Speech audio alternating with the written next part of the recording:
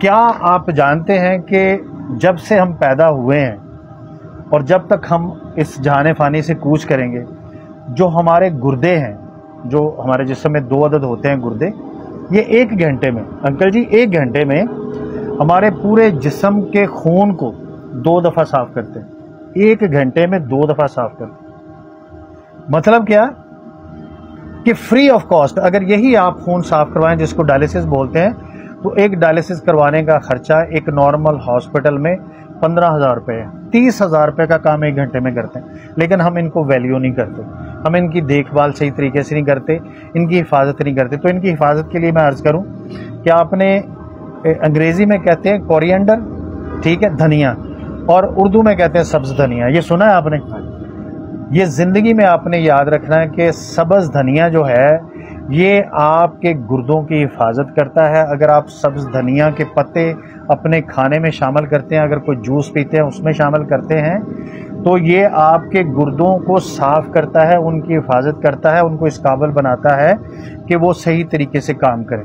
यानी कि ये मैं 3 सब्ज़ पत्तों के आपको नाम बताऊंगा जो आपके घर में होंगे, जिससे आपकी सेहत का पत्ता जुड़ा रहेगा, सेहत के दरख्त से जुड़ा रहे। तो अब क्या हुआ, पहला पत्ता कौन सा सब्ज़ इस्तेमाल करना? धनिया। अगर आपने अपने गुर्दे तंदुरुस्त रखने हैं तो आपने कोशिश करनी है कि आप धनिए के सब्ज़ पत्तों को खाने के ऊपर जूस में मिला के तो आप पीते रहें। उससे इंशाल्लाह ये होगा कि आपके गुर्दे जो है वो ये बेहतर तौर पर काम करेंगे।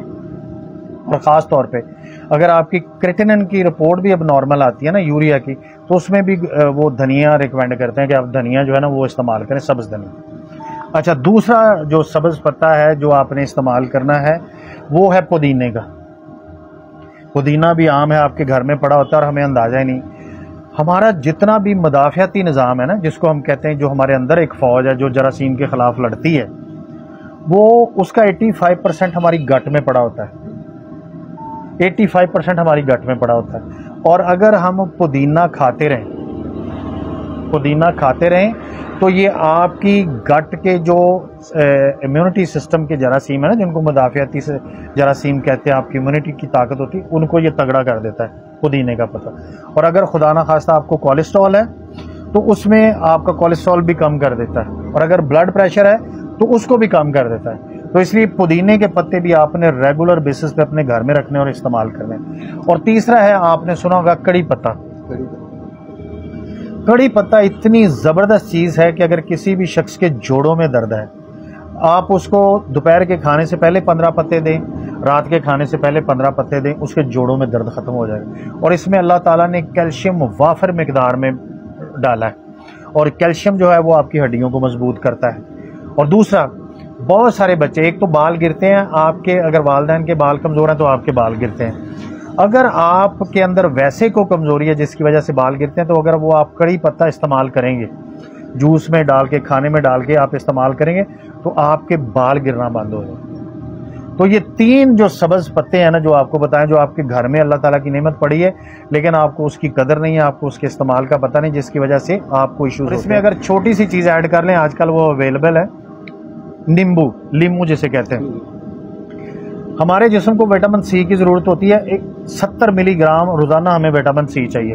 अगर किसी भी शख्स को थकावट महसूस होती है ना, ऐसे ही बगैर वजह के जी मैं थका हूँ, तो उसमें यकीनन विटामिन सी की कमी होती है। और एक नींबू आपने छोड़े ना एक पानी में, तंदुरुस्त नींबू, तो उसमें 71 मिलीग्राम विटामिन सी होता है, यानी कि आपके जिस्म की आधी ज़रूरत वो पूरी कर देता है। और अगर वो रेगुलर आप नींबू पीते रहें तो आपके जिगर में चर्बी नहीं बनती, आपके गुर्दे में स्टोन नहीं बनता, जैसे अभी इन्होंने मुझे दिखाया। तो आपके गुर्दे में स्टोन बनने से रोकता है, जिगर में चर्बी बनने से रोकता है। और आजकल फैटी लीवर का इशू है, ये फैटी लीवर उसको ख़त्म करता है, फैटी लीवर के इशू को ख़त्म करता है। तो नींबू भी आसानी से अवेलेबल है। नींबू पानी आप रोज़ाना इस्तेमाल करें, लेकिन बगैर चीनी और बगैर नमक डालें, नीम गर्म पानी में आप इसको डाल के इस्तेमाल करें। तो दोस्तों, ये वो छोटी छोटी बातें होती हैं जिनकी वजह से आपकी ज़िंदगी की क्वालिटी बेहतर हो जाती है।